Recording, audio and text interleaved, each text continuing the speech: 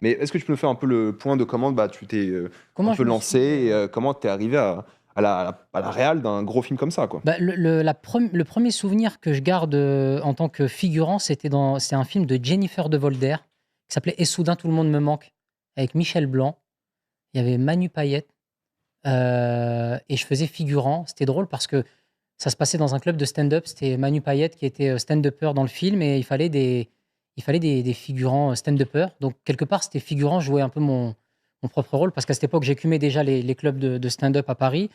Et ça a été ma première expérience vraiment où, Tu l'as eu comment, excuse-moi? Peut-être pour les gens qui. en fait, comment je l'ai eu, j'avais pas d'agent, donc c'était via des sites internet, Ok. Hmm. figurant.fr ou je sais plus trop quoi, et j'essayais de me faire une petite place. J'étais à cette époque au cours Florent. Je suis resté au cours Florent à peu près 4000 euros. Et, Tu et vois, 6 mois, quoi. voilà, c'est ça. Et de fil en aiguille, j'ai atterri au Jamel Comedy Club et j'ai rencontré un réalisateur qui s'appelle Mohamed Hamidi, qui a mis en scène mon premier spectacle, réalisateur du film La Vache. Bah, vous avez tourné 3 fois ensemble. Et on a tourné 3 fois ensemble, ouais. Et il m'a donné mon premier rôle avec une réplique. Et ça change ta life, quoi. Tu sais, c'est incroyable parce que je jouais toujours pompier 1 ou arabe 4. Et tu cherches, tu vois, t'es arabe 4 et tu dois être sur un banc comme ça. Mais tu sais, c'est particulier, Régis, parce que quand tu arrives, moi, je me remets dans le contexte dans lequel j'arrive. J'ai 18 ans, j'arrive d'un petit village du sud de la France. Pour moi, j'ai pas les codes, je connais pas trop ce métier. Et pour moi, y arriver, c'était faire du cinéma. Mais si j'avais pu avoir quelqu'un qui me conseille, qui m'oriente, qui me dit ne te dirige pas vers ça ou fais attention à ça. Donc j'ai appris un petit peu sur le tard, quoi. Tu vois, ça a été un apprentissage à vitesse grand V. T'avais pas de mentor? Non, non, non, j'avais pas. Et d'ailleurs, c'est la question qu'on se posait hors antenne. Est-ce qu'il faut être cinéphile pour faire, est-ce qu'il faut être Ouais. cinéphile pour faire du cinéma? Et moi, ma culture cinématographique, c'était le cinéma populaire. On parle de Van Damme souvent quand on se voit, un grand fan de Van Damme, de plein de films dans cette mouvance-là. Donc, j'ai eu mes premières répliques grâce à Mohamed Hamidi, avec Né quelque part, un film dans lequel c'était Toufik Jalab qui jouait Et Jamel. et Jamel, exactement, qui jouait les deux premiers rôles. Et après, j'ai rencontré Franck Gastambide, on a fait Pattaya. Et Taxi 5, un film que le chat doit adorer et que tout le monde adore. Moi, j'aime bien, hein. Non, mais Mais moi, tu je rigole même pas. Moi, j'aime bien Taxi 5. mais Je c'est suis l'un des seuls à avoir défendu. peut-être le seul. C'est le calme d'un coup. Ouais, ouais. Non, mais vraiment, comment dire? C'est-à-dire qu'avec du recul, j'ai aucun regret parce que ça m'a emmené à un point de ma vie où je suis aujourd'hui, où j'ai vraiment envie d'apprendre. Et j'ai fait des films dont je suis très fier, j'ai fait des films dont je suis moins fier.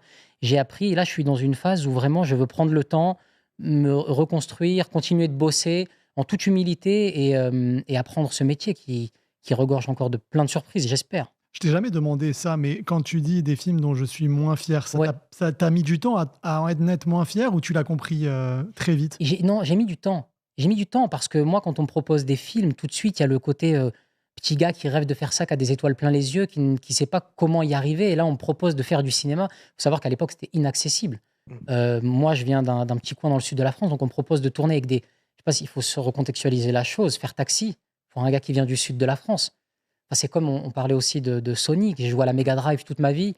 Donc, j'essaie de réaliser mes rêves d'enfant, mais Dans Sonic. je joue... je double Jim Carrey. Ah Et oui. non, c'est pas... non, non, Vol de table d'Emmanuel Curtil. je dois exactement Emmanuel Curtil qui est un génie. Donc oui, j'ai mis du temps avec du recul parce qu'il faut aussi se trouver en tant qu'homme. Ça va de soi, tu vois, il faut grandir, prendre du recul sur ce que tu fais. Et aujourd'hui, je suis un peu plus aligné avec ce que je veux faire. Et je prends un peu plus le temps et je dis plus souvent non. D'ailleurs, on me voit un peu moins depuis 2022. C'est aussi les gens disent bah, parce que c'est pas un choix, on te l'impose. Non, non, c'est aussi un choix. Je veux me faire un peu plus discret, prendre le temps de faire des projets qui me tiennent vraiment à cœur. Je suis un peu plus dans la mouvance des parodies que j'ai pu faire sur YouTube. Ça le mentionne dans le chat. Quand tu as Ouais. fait la meilleure parodie de CNews, tu as le droit d'avoir été dans des mauvais films. Et, non, mais c'est aussi tout simplement une question moi, que j'avais pas mal en tête. C'était de se dire que Canal, il soutient énormément du cinéma français. C'est le premier, je crois que c'est encore actuellement le premier Ouais, partenaire de loin, du je crois cinéma français. encore, hein. Mais je crois que d'ici quelques années, ça devrait changer. Je crois qu'il y a eu un truc comme ça. Justement, est-ce que ça t'a pas attiré des ennemis d'un parler peu boycotter Canal, quoi? Oui, des ennemis, non. En revanche, forcément, il faut être prêt quand tu... Moi, ça rejoint ce que je disais, c'est je veux être aligné avec mes principes, mes valeurs, et je ne juge aucunement les personnes qui travaillent avec Canal. J'ai des super potes qui bossent avec Canal, Canal fait des émissions ciné ou parfois finance des films extraordinaires. Donc, Souleymane, c'est Canal. C'était fabuleux. Donc, non, moi, est-ce que le matin, je peux me regarder dans une glace? Moi, mon curseur, il est là. Est-ce que je suis fier de ce que je fais? Est-ce que je suis aligné avec l'éducation que m'ont donné mes parents? Et en l'occurrence, je ressentais le besoin, on m'a posé la question, j'ai répondu, j'ai dit, je me sens pas d'aller manger des chicken wings sur un groupe qui, le matin même, sur une autre chaîne, a dit des atrocités. Donc, et c'est une vanne, hein, quand j'ai des chicken wings, ça peut être ça ou ça peut être autre chose, mais je sais pas, c'était le moment, je ressentais le besoin de dire ça, et en aucun cas je juge les gens qui bossent avec Canal, et on sait jamais de quoi l'avenir nous réserve. Oui, Peut-être et puis tout le monde bosse avec Canal. non, mais peut-être que ça va bouger, hein, la tectonique des plaques, peut-être qu'à un moment donné, on sait pas. On sait pas. Et est-ce qu'on t'a proposé des rôles depuis ces parodies? Est-ce que ça a eu un effet justement pour te proposer d'autres types de rôles? Non, justement parce que tu sais, Mehdi et toi, vous êtes bien placés pour savoir que dans le cinéma français, quand tu es arrivé par un genre de cinéma et quand tu es dans une case, tu sais, je veux pas faire le mec. Cloisonne vite, quoi. Ouais, on te cloisonne assez vite, mais je veux pas faire le sempiternel discours de alors qu'aux États-Unis, ça n'a rien à voir. Mais c'est un fait. Aujourd'hui, quand tu fais de la télé-réalité aux États-Unis, peut-être regarde aujourd'hui, que ce soit, je vais pas les prendre en exemple, mais les Kardashian, Cardi B, c'est une des rappeuses les plus cotées aux États-Unis. Elle vient de la télé-réalité. En France, quand tu viens de ce milieu-là, c'est très cloisonné. On n'en est pas encore là, mais en tout cas, je viens de la comédie populaire et se réinventer. C'est pour ça que je suis un grand fan de Jonah Hill. Je le disais en rigolant tout à l'heure. Mais tu vois, quand je vois 90s, par exemple, ou quand je vois qu'il a commencé par Superbad et qu'il passe par le Loup de Wall Street et tout, j'aime beaucoup même le documentaire, je ne sais pas si vous l'avez vu sur Netflix, qu'il fait sur la santé mentale avec son psy. Oui. Je trouve ça super. C'est un sujet qui me tient beaucoup à cœur, la santé mentale. Donc, j'ai pas eu le rôle que j'aimais beaucoup encore, qui me bouleversait, et je cours après, je travaille. Enfin, je cours après, non, péjoratif, mais je prends le temps de moi de travailler. Je regardais une interview de Matthew McConaughey. Il disait, pardon, je monopolisais la parole, je suis désolé. Extraordinaire. Matthew McConaughey.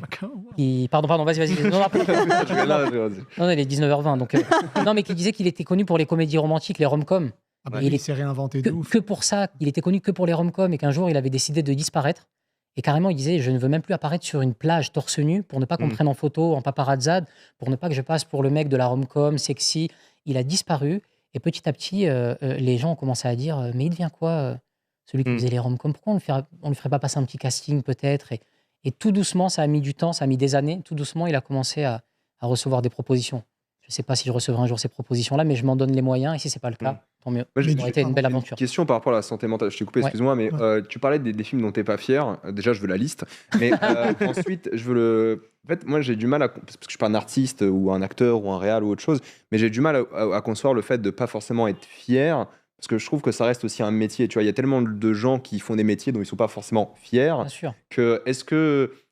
Pourquoi est-ce que tu n'es pas fier? Est-ce que c'est la qualité du film, l'expérience? Qu'est-ce qui fait que tu as, entre guillemets, des regrets, grosses guillemets, hein, par rapport à ça?